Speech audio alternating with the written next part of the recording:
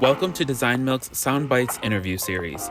My name is Joseph. I'm the managing editor at Design Milk and host of today's conversation, where we'll talk tech and the implications of our rapidly developing digital space and what that means for future creative practices.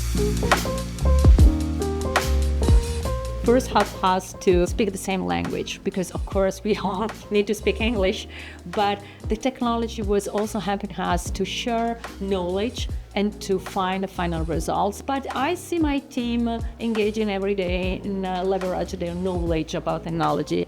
And I think if you make them feeling that they are going to find new tools and they don't have to be dominated by tools. So we use technology and it's a common language, but it's a tool, it's not the scope.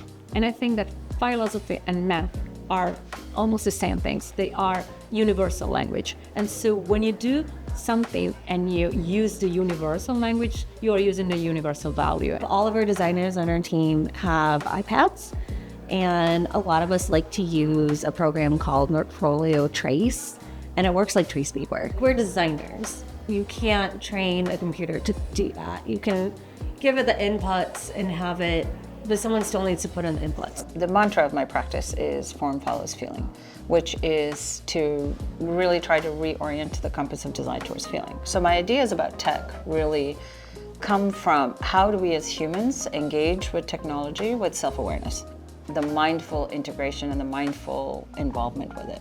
You know, what are we using it for? Why are we using it? Who is it serving? These are the questions to ask when we use any kind of technology, not what the technology is actually doing.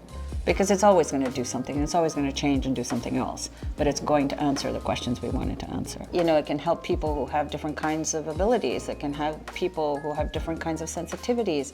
These are the kinds of ways that we should be thinking about how to use AI. I wonder how we're going to take that next step to possibly look into VR, because we've had clients ask about that, and I'm like, it's so crazy that we could probably have a design presentation and just give you the VR goggles and you.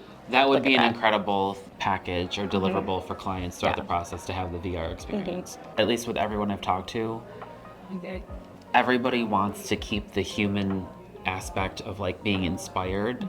I think in general, everyone's just still figuring out how to do that with AI. We've been so connected to our technology that we want to feel at home again. We want to feel cozy. We've been connected to it for so much, for so long. It is influencing us wanting to return to certain materials, time together, even furniture that encourages more like personal space, sort of being wrapped in a feeling. I wish technology, we could incorporate more nudges to do the right thing, so we know when to disconnect. I think technology is a beautiful thing. I think we're going to try to adapt to it like we've always done, and I'm excited to see like what it'll look like in the future.